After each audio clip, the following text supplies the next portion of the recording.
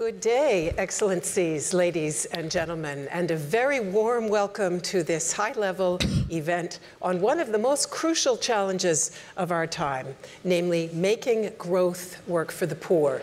I'm Melinda Crane. I am the Chief Political Correspondent for Deutsche Welle Television, and it will be my great pleasure to accompany you today as moderator. As you know, ending poverty and reducing inequality are two of the absolute central goals of the 2030 Agenda of Sustainable Development Goals. And we are not where we need to be on either count. Although some countries have succeeded in lifting millions of people out of poverty, it's already clear that we will fail to meet that no poverty SDG number 1, by the target date of 2030. And even where growth has produced gains, these often wind up benefiting the privileged more than those farther down the ladder. In fact, in many countries, certain segments of society, minorities, women, are systematically left behind. So continuing on the current path is not an option if we're serious about making development work for everyone. We know that trickle-down doesn't always work, so what does? What policies are proving effective in practice in promoting inclusion? We also know that growth is slowing. The World Bank and the IMF have corrected their forecasts downward, so countries face a two-pronged challenge, boosting growth and reducing inequality simultaneously. Or is there a trade-off between the two? We know that shocks, climate stress, and conflict often hit the poor hardest. How do we enhance resilience and reduce vulnerability?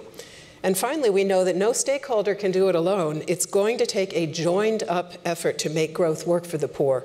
So what measures best harness new technologies and leverage private sector investment and efforts by NGOs? These are some of the questions we're going to be posing to a very outstanding panel, and I will introduce them in just a moment, but a quick word of greeting here also to our online audience. We've got an event webcast and live chats at this address, live.worldbank.org/makinggrowthworkforthepoor. Later on, we're also going to be taking a few questions from the online audience, and if you hear anything notable, ladies and gentlemen, please do share it. Our Twitter hashtag is #EndPoverty. And now it's my pleasure to introduce our speakers. I'll do so briefly and in the interest of time, and to ask you to please consult the website if you'd like more details. So it's a pleasure to welcome Carlos Urzúa. He is Mexico's Secretary of Finance and Public Credit, and he also served as Secretary of Finance of the government of Mexico City and founded and headed the Graduate School of Public Administration at Tecnológico de Monterrey. Also wonderful to have with us Penelope Coyanu Goldberg. Hope I more or less got the first part of that name right. She's the chief economist of the World Bank Group. She is also Elihu Professor of Economics at Yale University and currently on public sector leave from Yale. Welcome to you. Next to her is seated Domenico Siniscalco. He is Managing Director and Vice Chairman at Morgan Stanley, where he heads the country office for Italy and also government coverage of Europe and the Middle East. He is a former Director General of the Italian Treasury, and he also served as Italian Minister of Economy and Finance. And finally, we're very pleased to have with us Esther Duflo. She is Professor of Poverty Alleviation and Development Economics in the Department of Economics at the Massachusetts Institute of Technology, MIT, and she's co-founder and co-director of the Abdul Latif Jameel Poverty Action Lab. So let me start out with a question to you, Secretary Urzúa, and it relates to both poverty and inequality. Your country is an emerging economy heavyweight, and yet inequality remains high. The new government has said that it absolutely wants to both boost growth, reduce inequality, and also fight poverty. How challenging is it to try to do all of those at the same time? Well, it is quite challenging given the situation. As everybody knows, the growth is slowing down in the entire world, and so it's a little bit difficult to fight poverty in that environment. But we are trying to do so. The first thing that, in the case of Mexico, one has to take in mind is that Mexico is two countries. In fact, I would say three countries, in a way, in one single piece of land. In the northern states, they are modern, they grow quite well. In the south, they are really backward, and the growth rates are very low. And in the middle of Mexico, what I would say, the north-center Mexico at this point is growing quite fast. So in the last 15 years, the southern states, in the cumulative growth rate of the southern states in the last 15 years would be about 23%. In the north, the northern side, it would be about twice as much, 46%. And in the north-center region, it would be thrice. It would be about 69, 67, 68%. So what you have is a very heterogeneous country, and of course, it doesn't take too much time to think that what we have to do is to put a lot of attention on the south side of Mexico. That is the first thing. Most of our social programs that are not universal, and our public infrastructure projects are going to be focused on the southern states. But in general, what you can do to fight poverty right away is simple. To start with, we have increased our minimum wage rate by 16% to bring it back at a welfare level, minimum welfare levels. It didn't cause any inflation, as far as I know, and it has been 3 months when we apply that. And in the northern part of the country, where we have economic benefits for firms, we have increased the minimum wage by 100%, and it hasn't caused any inflation. And actually, employment has gone up in that way.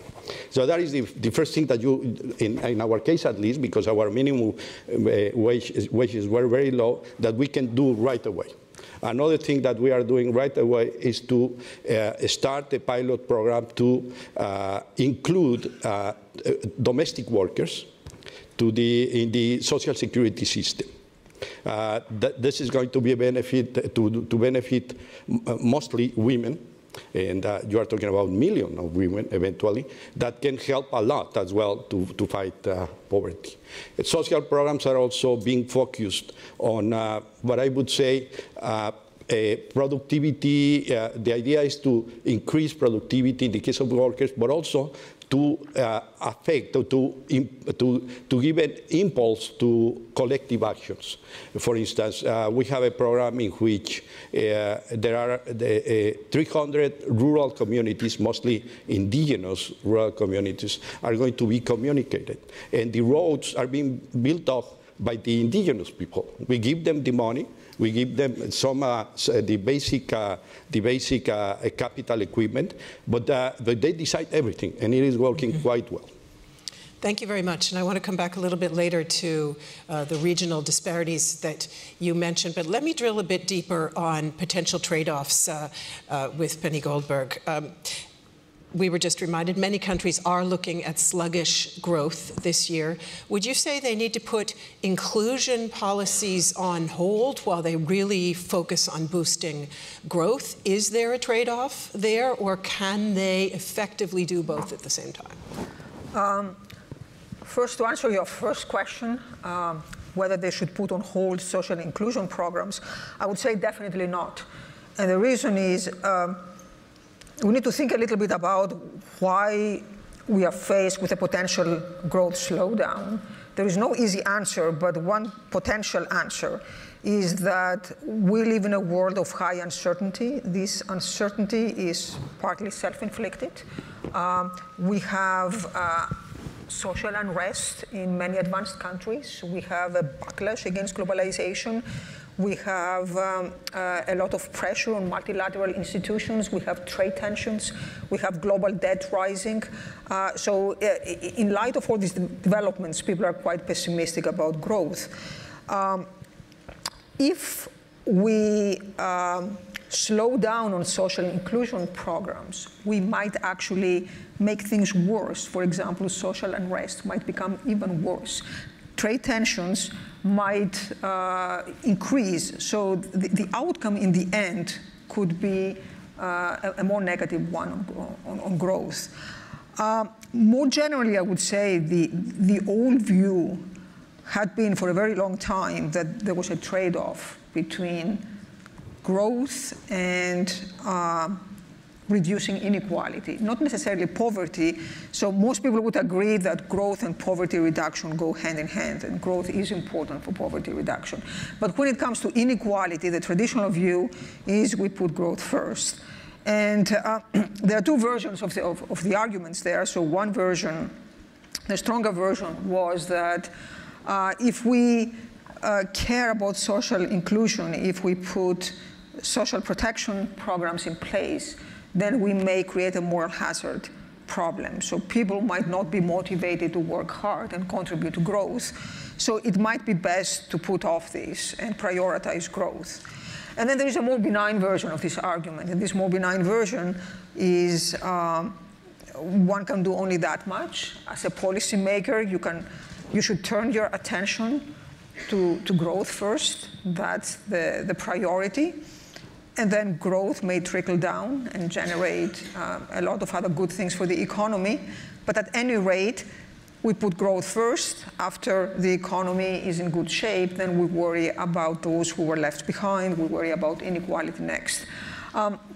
This has proven very hard to implement in practice, partly because once interests are entrenched, it's very hard to take away from those who already have to give to someone who has less. So in practice, this has not worked very well. So it's hard to redistribute. But on top of that, I would say that recent experience has suggested that by engaging in social protection, by trying to give everyone a chance, we may actually stimulate growth. So there might be also a reverse causal relationship from social protection, from poverty reduction to growth. Thank you very much. Esther Duflo, you have said elsewhere that you co-founded the Poverty Lab in order to look for innovative ways to fight poverty. And judging from your book, Poor Economics, you did find quite a few innovative ways. So could you just give us a few very clear examples of what works? Sure. Maybe before I do that, I want to rebound a little bit on that trade-off issue. So the idea that there is a trade-off between fostering growth and helping the poor or social protection would imply that we know how to foster growth and that these things end up being in conflict with doing something for the poor. I don't think we really know how to foster growth, certainly not in a constant way. The Nobel Prize in Economics was just attributed to, in part, to Paul Romer, who studied this issue. Despite that, I think the consensus in the macroeconomic literature is that when you look at the data, it's really very unclear what can explain growth. Now, in developing countries, we have a good sense of what can boost the level up for some time of the economy by removing some of the most egregious distortion that may exist in the labor market, in the credit market, et cetera, which then creates resources that can be used. But it's not that we know how to create growth and we know that this instrument would be in conflict with doing social protection. And Penny gave a very good example with the incentive issue. It's not that we have any evidence that social protection creates perverse incentive that prevent people to work and therefore participate in growth or something. What we do know is that if you invest in human capital, broadly defined, that would be health and that would be education. When growth does happen, then the poor are more likely to be able to hop on the train and participate in the fruits of growth, so that growth becomes more capable of reducing poverty and create less inequality. And another thing we do know is that in the last decades or so, there have actually been tremendous progress in many indicators of human capital, from health, education, et cetera, which have come from not so much like an increased growth, but laser policy focus in institutions such like this in developing countries as well on these problems. And that often it's not so much a matter of money, it's a matter of focus on the problems and on finding out the right evidence and on applying it effectively. So for example, if you take Guatemala and Sri Lanka, they have very similar GDP per capita. The under 5 mortality rate in Sri Lanka is 8.6, which is just above the US, which is 6-something, and the under 5 mortality rate in Guatemala is 26.5. So clearly this is about making it a priority and applying the right policies. So it's true that in the work of JPAL, the whole collection of people in the network, and also many people who are not part of JPAL have accumulated evidence about how to do things right. It could take like the whole time to cite examples, but one that I think a lot of people are aware of is malaria. There have been, the number of deaths due to malaria has gone down 75% in the recent decades. There are many reasons for that, but the big reason is the distribution of bed nets. The medical sense had been known for a while, but it took a lot of economic research and discussions and experiments and policy experimentation to kind of get consensus around the idea that free mass distribution was the effective way to go. And then countries did that in many countries in Africa. And when you look at the map, it is pretty evident that the rapid distribution of bed nets was responsible for I think nature puts this at 540 million fewer deaths of malaria averted because of bed nets. So that's an example where it's not so much about the money, it's about figuring out what was the right way to get this existing technology to people. And it was not obvious. There was a lively debate. There were many experiments to inform that debate. Now there is a consensus, and it has really made a massive difference in the life, literally life and death of millions of people. Thank you very much. Domenico Siniscalco, when we look at the global situation in 2019, despite last year's pretty robust growth, we still, in many countries, have not seen full recovery from the financial crisis, even after over 10 years. What can the private sector, and particularly your own sector that you work in now, you're wearing different hats on this panel, but amongst them is the hat of a banker. What can the private and the financial sector do to boost resilience to potential financial and economic shocks, both among clearly financial institutions, but beyond that also governments and populations? Thank you very much. Well, first of all, I see a renewed interest, at least in Europe, for social and environmental issues, particularly among the young guys.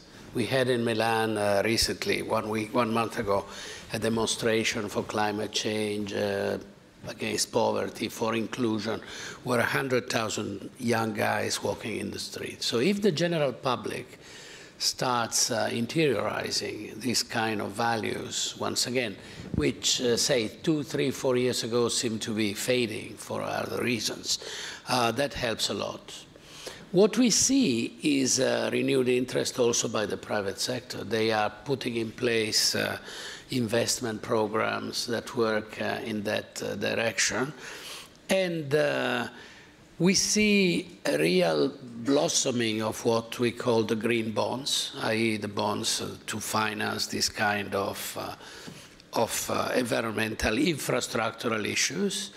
And for the first time, I also see the emergence of green funds, i.e. on the buy side, funds that buy these securities, be it equity or bonds. I believe that's important because I strongly believe in direct intervention to alleviate poverty and inequality rather than in traditional redistributional matters. That may happen in infrastructure, it may happen in energy, it may happen in schools, health, and many other areas. So having in place gradually, or as fast as possible, of course, instruments that allow the capital market to target their investments in that direction is important. That said, and I close here, is not a single instrument, but is rather a policy or a development path we must put in place. So it must be long run. It must recognize, as we were saying, that inequality and poverty can be harmful for growth via the social unrest and via all these phenomena that even in my country reflect a growing increase in inequality. My country being Italy and being a developed country, of course. So we need concerted action in that direction rather than one instrument or the other in isolation.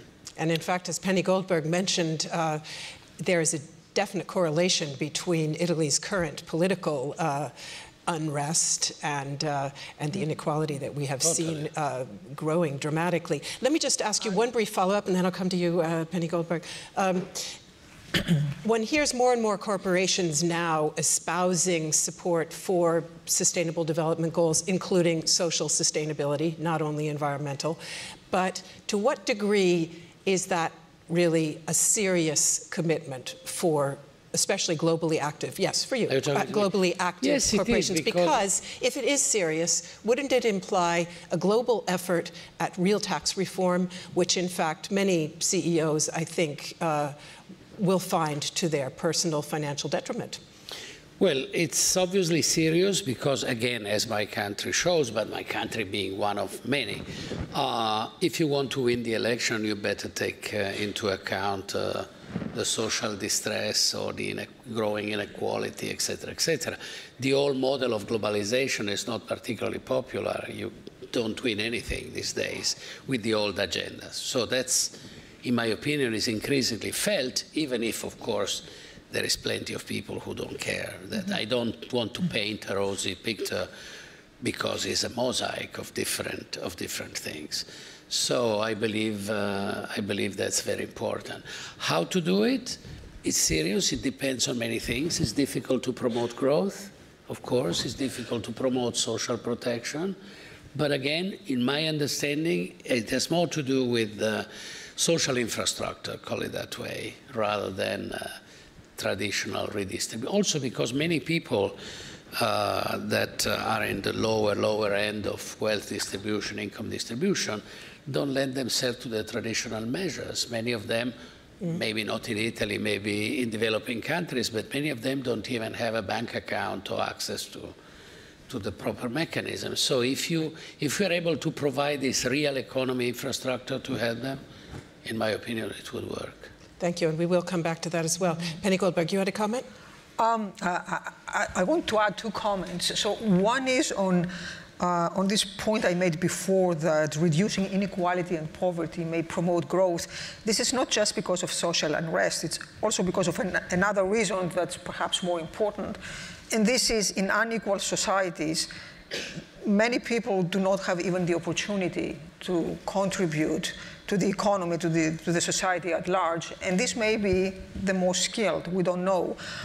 This is one argument people often make in the context of women these days, for example, that one reason you want to educate women, you want to educate girls and women and incorporate them in the labor force, is this generates growth. I've always been reluctant to emphasize this argument, even though I'm an economist, because it presents education as the way to promote growth, education of women as a way to promote growth, rather than presenting that as a fundamental right that girls have. So I find myself ambivalent when I talk about such issues. But nevertheless, there are also purely economic reasons that you may want, in a society, you may want to draw on the most capable in a society, and these are not necessarily the ones who have the most resources. So that was my first comment. The second comment, I think it's important to keep in mind, to emphasize that growth is still very important for poverty reduction. We should not forget that.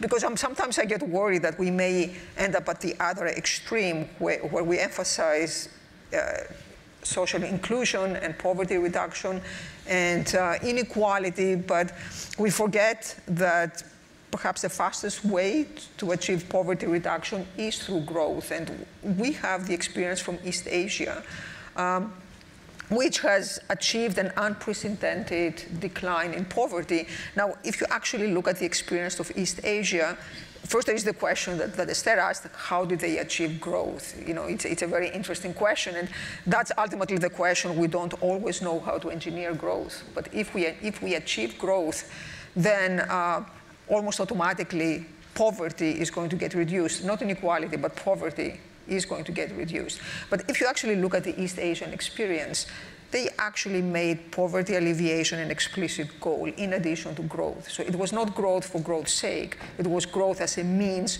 to achieve an end, and the end was poverty reduction.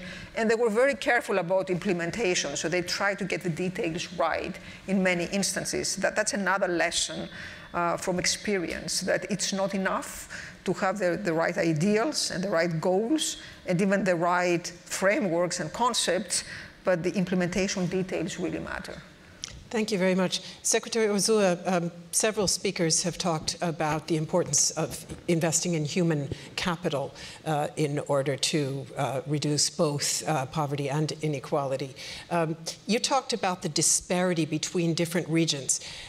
Does that mean that your focus is then more on places than on people, or would you say it is nonetheless a people-oriented human capital focus? No, we are worried about the entire population. The education services in Mexico are not good for international standards. We have to take care of that.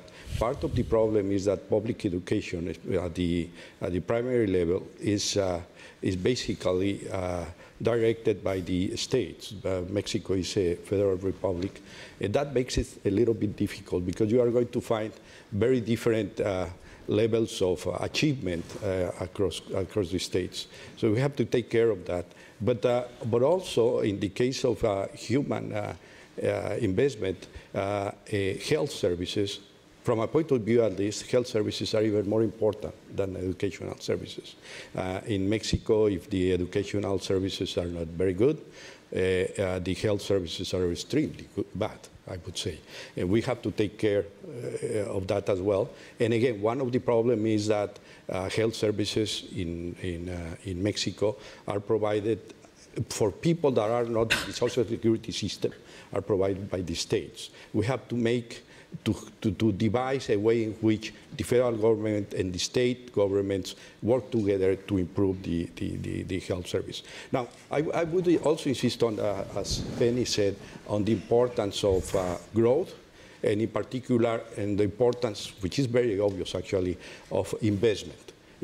Part of the reason for the low growth rates in Mexico in this century is simply because public investment has been very low for international standards. Fortunately, private investment has been okay, but public investment has been very low. At this point, it should be about 2.5% of GDP, which is extremely low for international standards. We have to increase it, and also we have to increase the quality of investment. The multiplier effect of public investment in the case of Mexico is much lower than in most countries in Latin America. Why? Well, it is corruption, it is bad planning, and many other things. I can give you an example. For instance, there was supposed to go a train in the last administration that would go from the Estado de Mexico state to Mexico City. That train system was supposed to cost 29 billion pesos. They spent twice as much, almost 60 billion pesos, and it hasn't been completed yet. We estimate that we need another 29 billion pesos to end up having the system, and it is also badly planned because it was not. It doesn't pass through the airport in Toluca, which is the capital of that state, near. So we would have to have also some further investment simply to connect one to the other. Investment is extremely important, but we don't have a lot of money, of course, to do that. And what we would like to have is to use public investment as a seed for private investment. To give you 2 examples, we are planning to have a transport system that will join the 2 ports in the Atlantic and the Pacific, Salina Cruz and Coatzacoalcos, by train. It already exists, by roads, and also we are going to have pipelines. That project is, we believe, is going to attract a lot of private investment along the train system, which would be very interesting because there are a lot of the population, especially in Oaxaca, is quite poor. And we believe, for instance, that there are going to be a lot of opportunities to invest, for instance, in eolic energy in an interesting way, not to have firms to go over there and to have eolic energy like that, because you would have a lot of problems with the communities. But rather, perhaps, as Oaxaca is doing at this point, to have a local tax for the firms to give more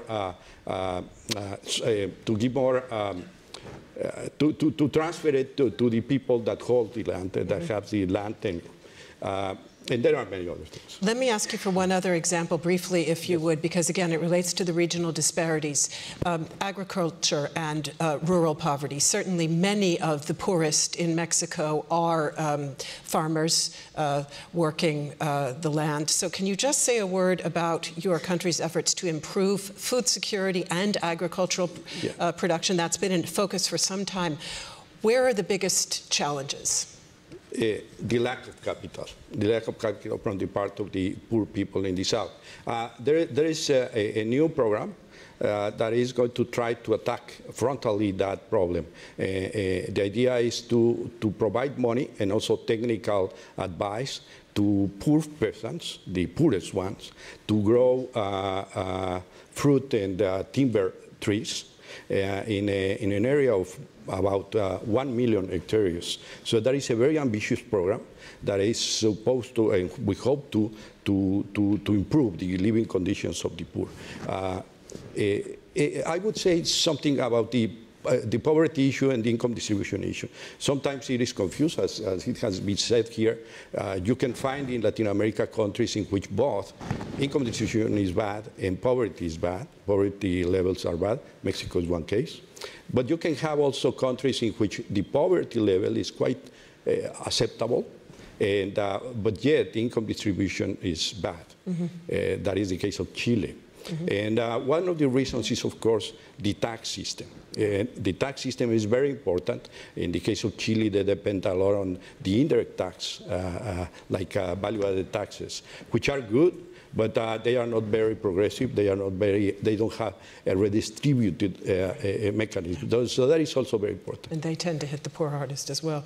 Esther Duflo, among your many observations in poor economics were the following: markets often fail the poor, and the poor bear too much responsibility for too many aspects of their lives, in your words. What does that mean for policymakers, and what can they do to address those problems? So I think the key is what Penny was talking about, which is the quality of implementation that makes the entire difference between intentions and realization. Of course, you need to have the intention, but often even once the intentions are there, the implementation are not necessarily there in practice. And that's why I was talking about policy focus on the issues before, because this is with a policy focus on the issue and the desire to actually make a difference in what you are trying to achieve, that you can have the energy to do all the patient work that goes from a broad policy ambition to an actual realization.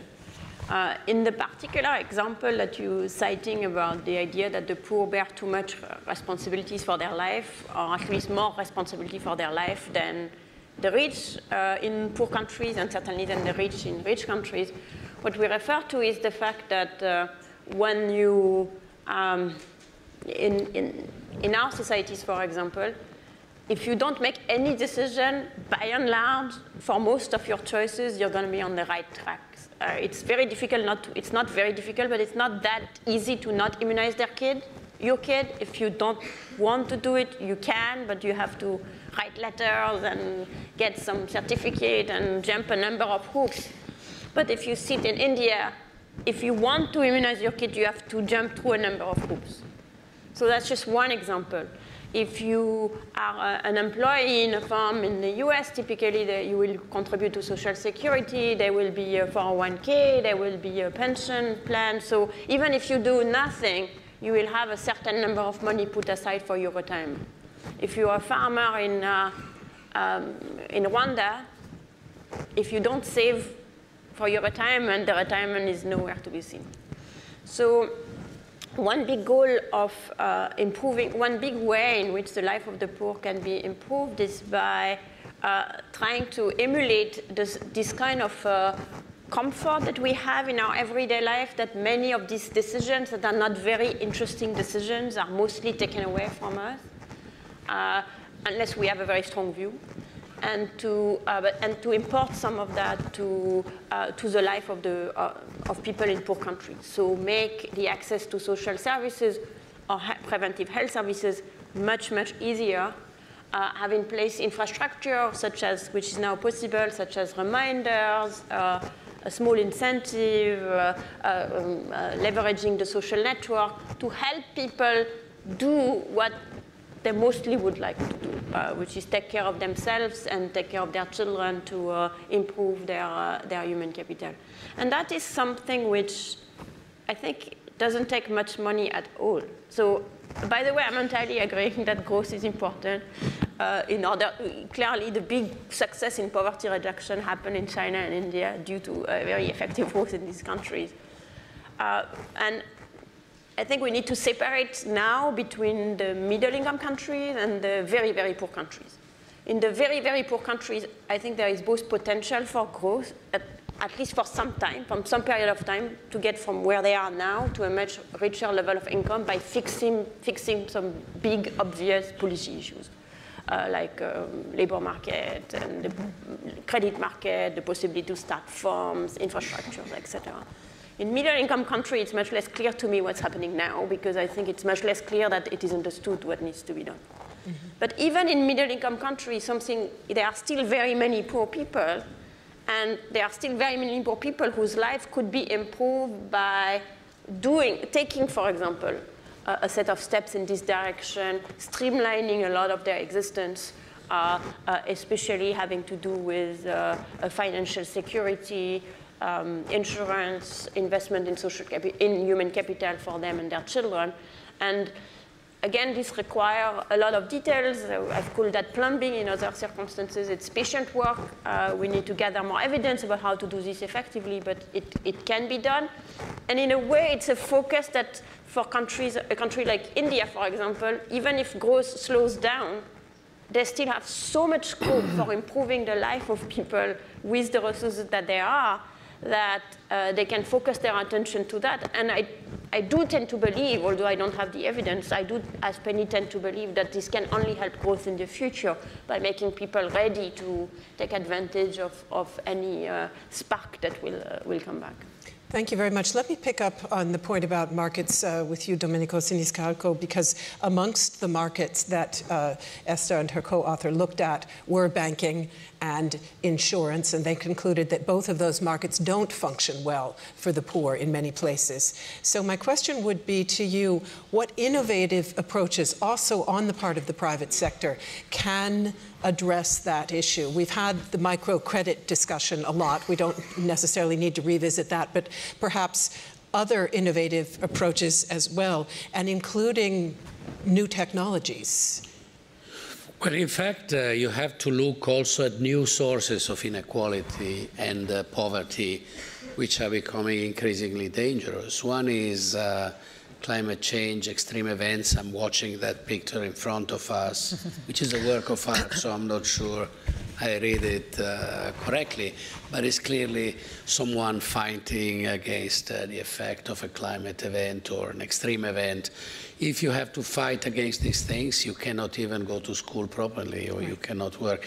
And you end up into that poverty trap that Penelope was talking about, which is the idle human capital, not idle, but waste human capital in those conditions. Another, again, environmental infrastructure, environmental policies may turn out to be very important.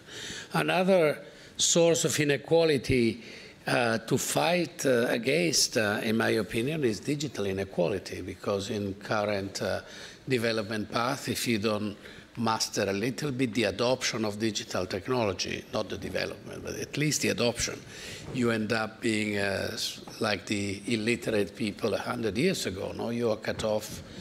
So we have to, and I see interesting attempts there. For example, this network of digital communication in Africa on geostationary balloons, so these kind of things. I cannot recommend one or the other. It's not particularly my field, but watching at these new sources of inequality and imagine in parallel new forms of measures and investment to alleviate that may be very, very important.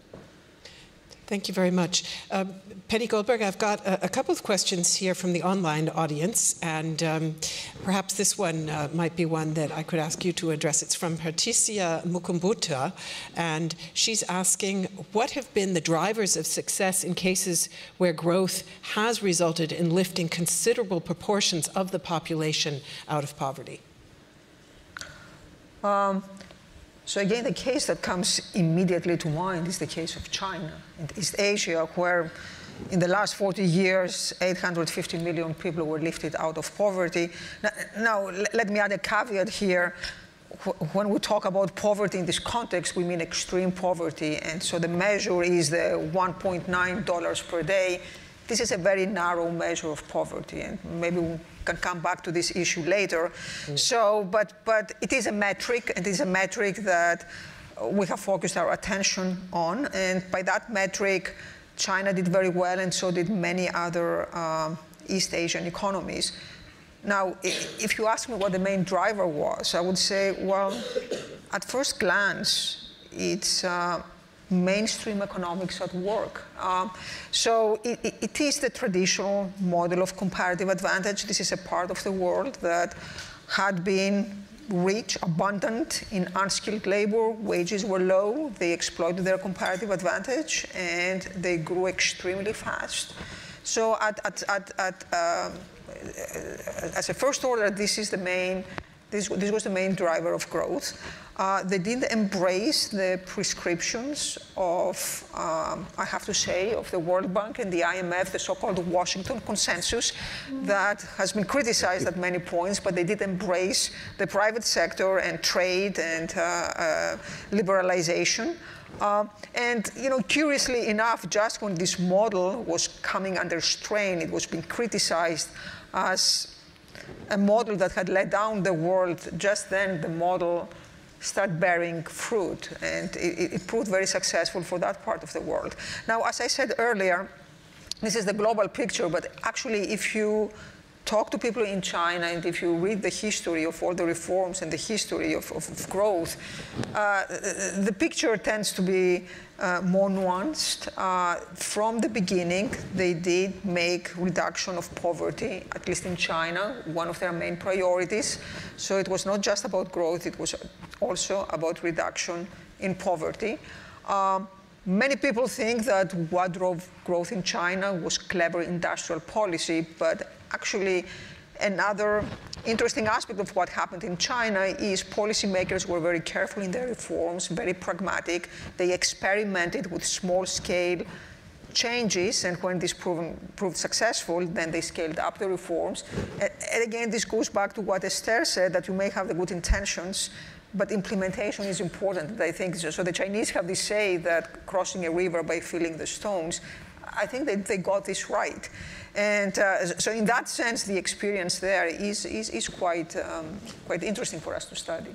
The bank has said that it's extremely important to look at how we measure and monitor poverty. You just talked about a very narrow measure of poverty, and that in that area, they have created the bank has now created its human capital index, and in the context of that work has also recommended a multidimensional measure of poverty. Could you say a word about that? Because the bank has said they think it will really change the way policy is made if that measure were to be implemented. And I know Mexico is using such a measure, so perhaps you can say a brief word and then we'll ask Secretary Urzúa about their experience. Right, so right now our measure is the $1.9 per day. There are also other measures, 3.2, 5.2. But in general, these are income-based measures. And it's well understood by now that being poor involves more than just income. Human capital is a very important dimension of being poor. Now, human capital in the bank, I have to emphasize, means something different than what it means outside the bank. Outside the bank, usually people take human capital to mean just education. In the World Bank, it means both education and health. So having access to health care, to reliable health care, good health care, and having access to education is very important from the bank's point of view.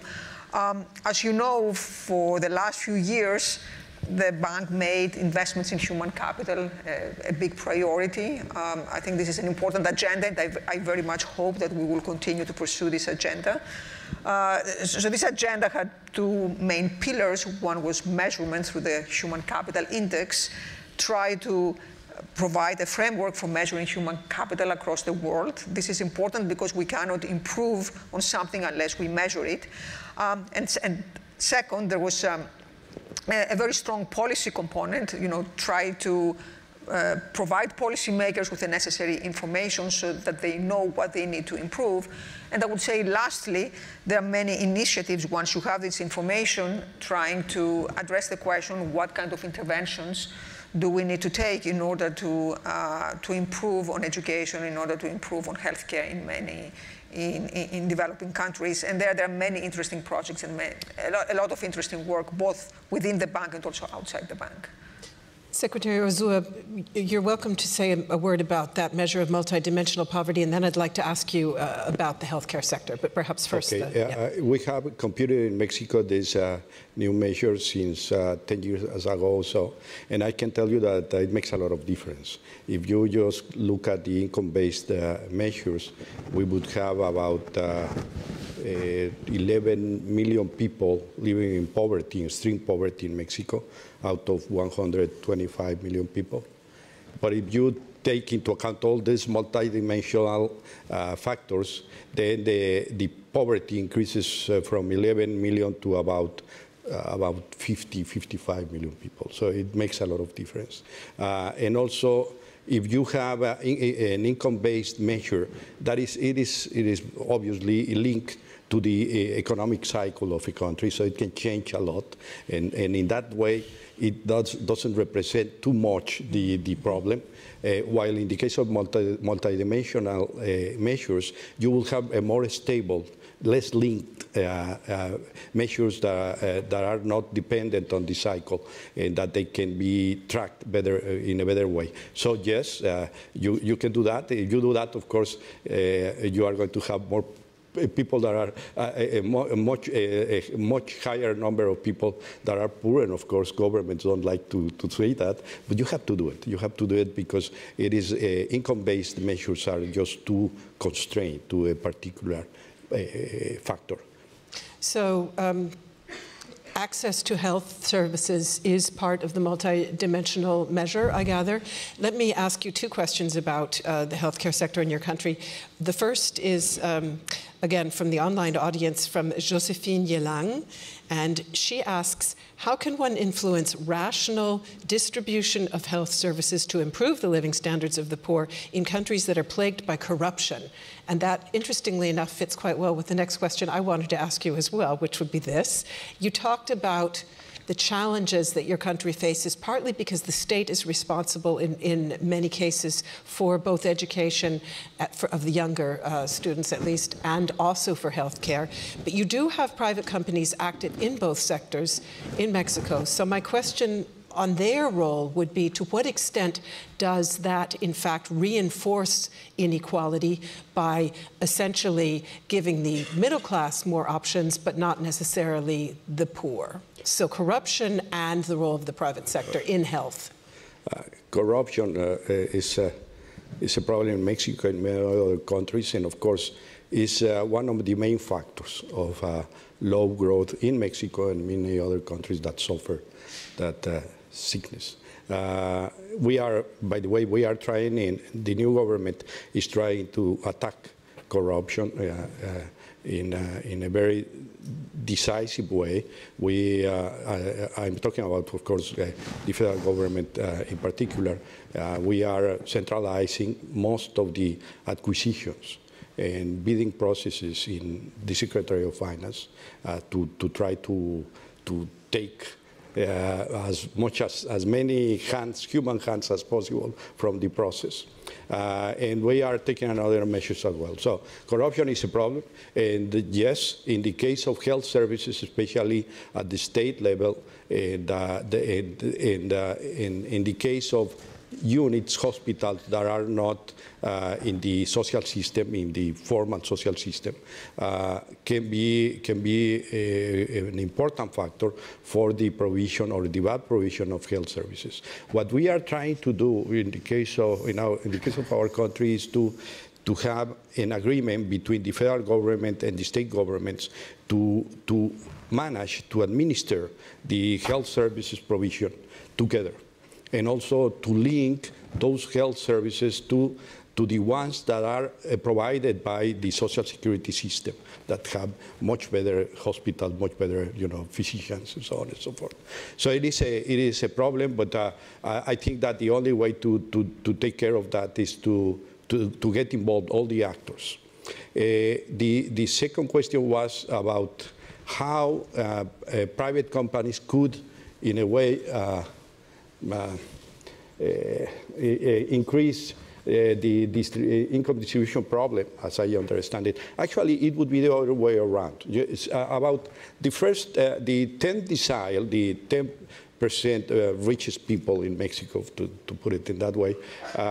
Most of them have an access to the private sector health services and pay for them. I myself pay for. I have a private health service, and I have a public health service.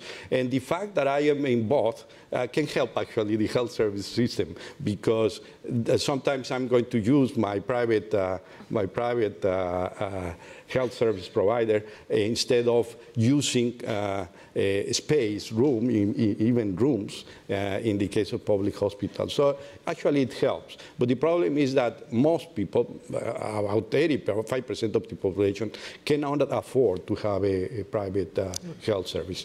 And so we are very aware of that, and what we are trying to have is a public health system that hopefully in the long run is become universal, in the sense of other countries, like not in the US, but in the case of countries like, say, England, for instance. But that is going to take a lot of time, a lot of effort, and a lot of money.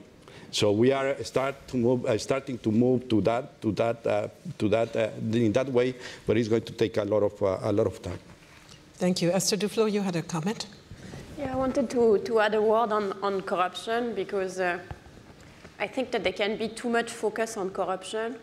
I mean, mind you, corruption is not a good thing, but the truth is that every time you're trying to do something that is different from the inclination of the market, there will be a tendency from people to go against that.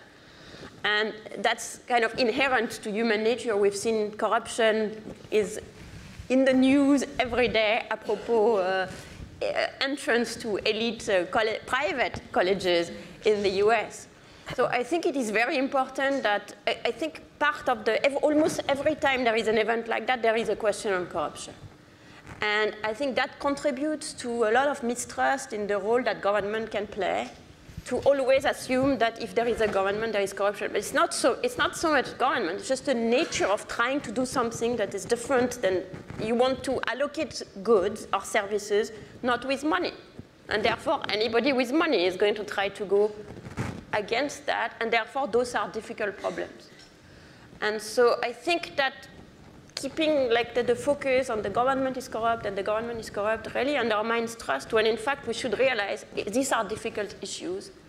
The social program must be structured in a way that limits the possibility for corruption, because that's the nature of the exercise, not because the government is worse at doing this thing than anyone else. And I think that an organization like the World Bank, for example, has a lot of role to play in trying to slightly shift the tone of the debate. Not so much the fact that, of course, we need to fight corruption, but that corruption is there everywhere, and not just in poor countries, and not just for the government sector, but every time you try to do something like that.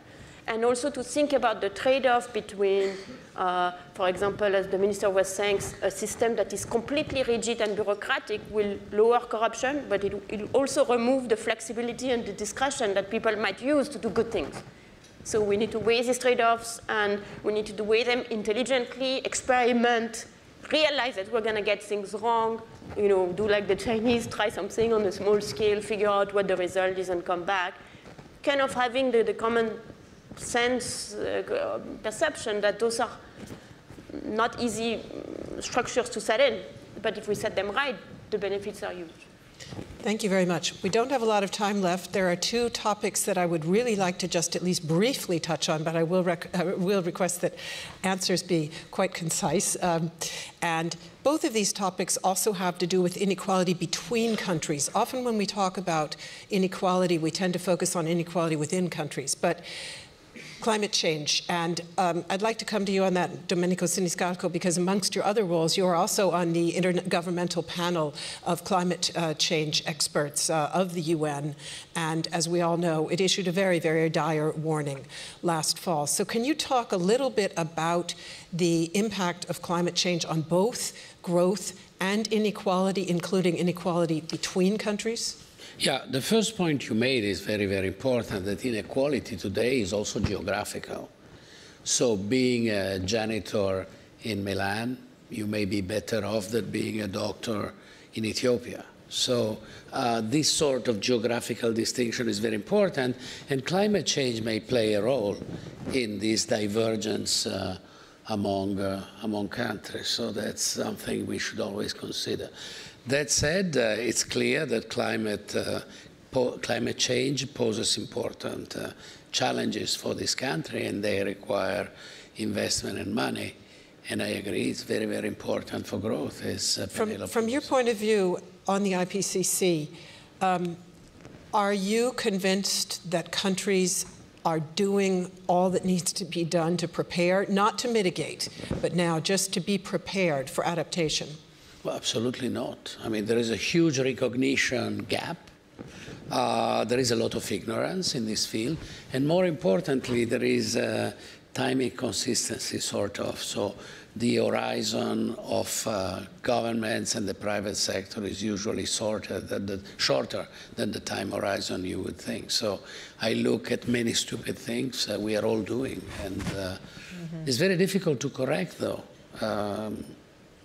But that's it, because if you want the climate change, it produces vulnerability, produces problems, but requires an intergenerational approach, which hardly fits with the time horizon of many market and non-market participants. And a very complex multi-stakeholder approach. Mexico's been doing that with the World Bank, but I'm afraid we're not going to have time to touch on that. But let me come to Penny Goldberg with the question about trade, because of course that also impacts inequality amongst countries, and also obviously has major growth effects. One of the reasons we're seeing slowing growth being, among other things, the trade tensions of the past year. So perhaps you can just say a word about that, and also conversely, where we need better international cooperation to fight inequality amongst countries. That's a very interesting and very topical question. So first, let me say again that in general, trade has helped many countries grow and this way reduce global inequality. Again, the story of China and Vietnam and Korea and Singapore. This is essentially a story about trade. On the other hand, trade can also create inequality within these countries, but it also created not trade per se, but globalization more generally, created inequalities in many advanced countries. Now, I've spent most of my academic career looking at the sources of this inequality. And the fact is, if you look at the role that trade played a very small role in increasing the so-called skill premium, so the difference between the wages of skilled and unskilled workers. So people systematically found technology was a much more important driver than trade. However, where trade did play a role is in creating geographical inequalities within countries. Yeah. And I have to say, this is something that we as economists completely missed for many years. In fact, I can think, back in the past when the first papers came out pointing out that there was this special dimension in inequality that was very important. And they were met with outright hostility, first disbelief. People didn't believe the results. Then they pointed out that they were not consistent with theoretical frameworks. Then, a very common response was, yes, you're pointing out that there are all these regional effects, these geographical effects, but these are relative effects. Trade helps everyone rise, so it has very positive absolute effects, and you're just focusing on the relative effects. And of course, inequality is about relative effects. So I never understood this comment. But at any rate, so the main insight we've had over the last few years is that this geographical dimension is very important, and it's present in almost all countries, in India, in Vietnam, in Brazil, in the United States, most importantly. And so if you ask me what kind of policies, what kind of approaches we need to undertake to address this issue, I would say we need to think more seriously about place-based policies. And this is not something I would have said a few years ago. So the usual motto in trade, but also in many international institutions, is we should protect people, not jobs. And I very much believe in that. But maybe we should also think a little bit about protecting places, because it turns out people are not mobile. They think very locally. And if we miss that, then we miss out on an opportunity to really address inequality. Thank you very much. I wish we could go deeper on that. But let me pose one very brief last question to Esther Duflo. Your book points out the crucial role of what we often refer to as mindset when we're thinking about poverty and how to fight it, that mindset is of enormous importance. And you also point out that countries seem to have very different tolerance levels for inequality. So can you say briefly what can be done to change attitudes and mindset when it comes to poverty and inequality? It's a great question. I wish I was better at saying what to do. I do very much agree with your sentiment that it's an essential struggle that we have to fight with. We have to grapple with, both in the rich countries and in the poor countries, where a lot of the social protection apparatus operates to some extent on the presumption that we should be suspicious of the poor, because maybe they are trying to live off our generosity. This is how Penny introduced her remark, saying we need to make sure not to be too generous lest they become lazy. And I think this has had tremendous negative consequences, both in the rich countries and in the poor countries. In several ways, both because it has affected the structure of the social programs themselves, in the sense they have not been maybe as simple and maybe as generous as they could be, because we were so concerned about these incentives issues. And also because it has affected even people who are not poor, because they are so terrified that they might become poor, that the tolerance to shocks and to risk and to what could happen in your life is much, much lower. And I think some of the social difficulties with experiencing in rich countries today, and then also in middle-income countries, are related to that, is that people who haven't lost their job yet are terrified about what could happen if I was to lose my job, and that makes them, on the one hand, very, very resistant to anything that could create risk, that involves trade, that involves globalization. And on the other hand, maybe more prone to make up stories about who is poor and what. Because if they manage to convince themselves that people who are poor, it's for reasons of some failing of theirs, then that also protects them from the risk that they might experience a shock down the road.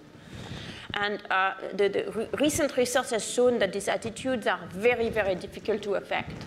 And so it won't take just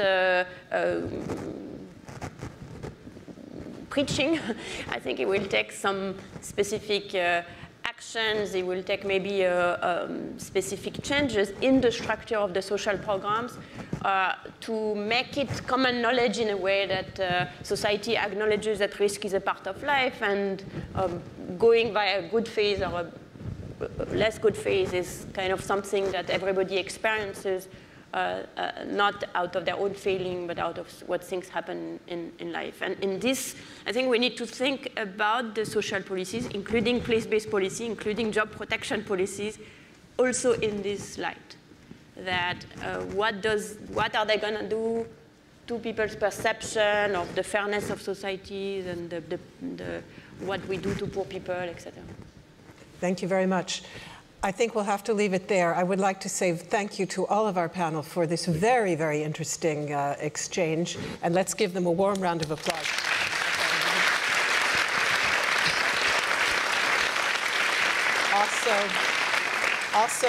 Also, many thanks to all who helped make this event possible, to the bank, but also to all of the technical staff, organizational team, and so on. And very warm thanks to you, ladies and gentlemen, for your attention and your contributions, both here, the audience in the room, and also the online audience. Many thanks for being with us. Goodbye. Thank you. Very good job, huh? It was very good.